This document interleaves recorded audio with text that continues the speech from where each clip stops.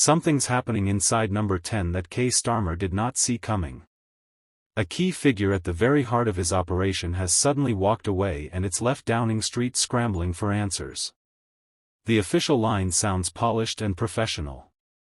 But when you look closer, the cracks begin to show. Let's break it down, but first hit the like button and subscribe to the channel for more. Keir Starmer has been hit with yet another major setback at the heart of his Downing Street operation.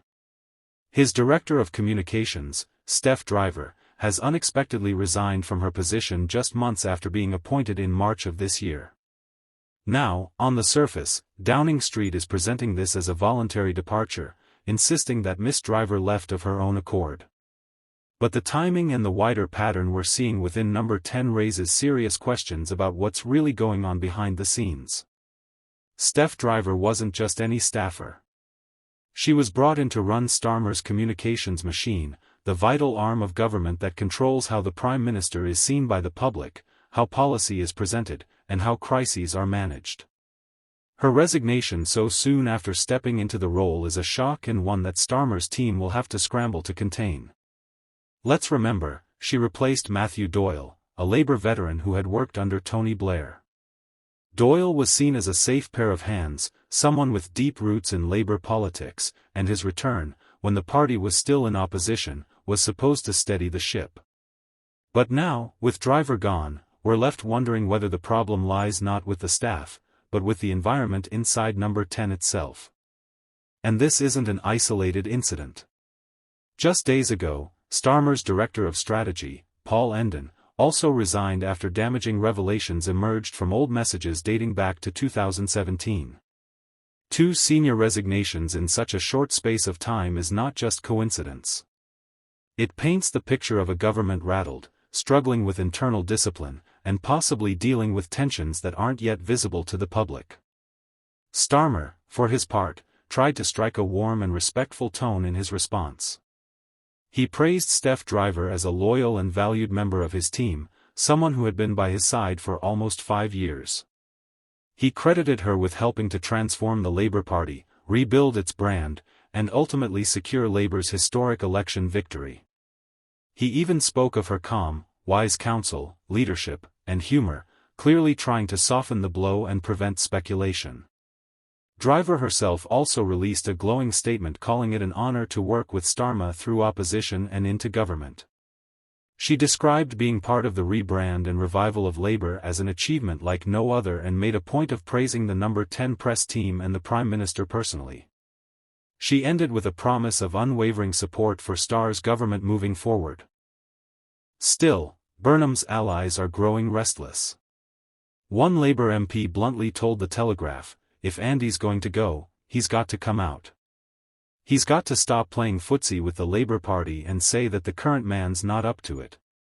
Strong words and a clear signal that MPs are ready to ditch Starr if Burnham makes a move.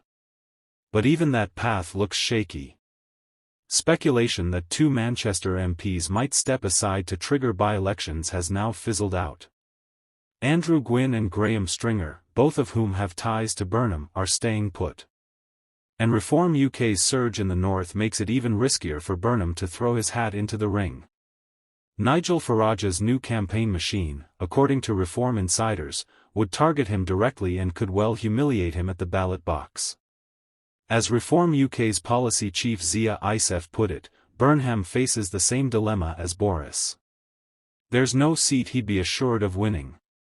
He'd be up against a Reform campaign machine that's even stronger now than it was when we took Runcorn and Hellesby. Does he have the stones? That's the crux of it. Burnham might be popular in theory, but in practice, his route back to Westminster is full of pitfalls. He's not closing the door, though. He's repeatedly refused to rule out a return. Just last year, he said he was absolutely committed to a 3rd term as mayor.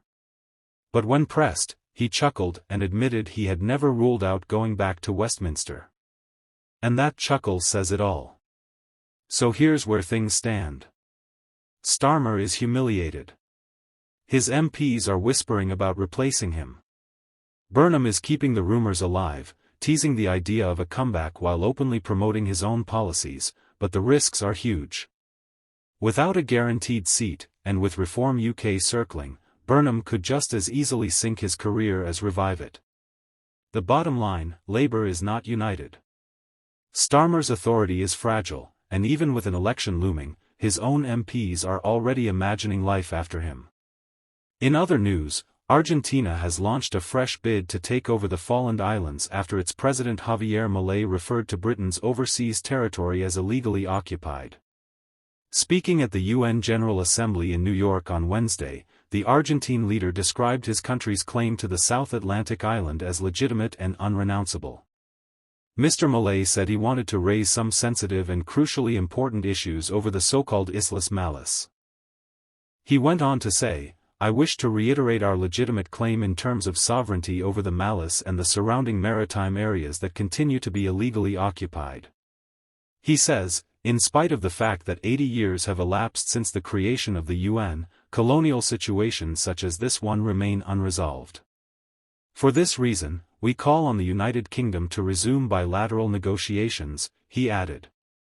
Politicians from the South American nation were further emboldened in claims to the British archipelago after comments made by Israeli Prime Minister Benjamin Netanyahu's son.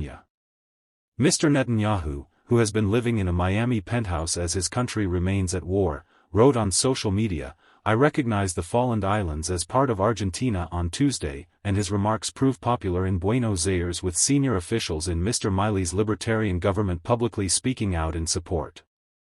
Argentina's Secretary of Worship Nahuel Sotelo labeled the remarks on social media historic. The head of Mr. Milei's party bloc in the country's legislature, Agustin Romo wrote, "The son of the Prime Minister of Israel announces he recognizes the Malvinas as Argentine. Thank you, yeah." The Argentine president said he hoped Falkland Islanders would wish to join them at a ceremony commemorating the country's humiliating defeat after invading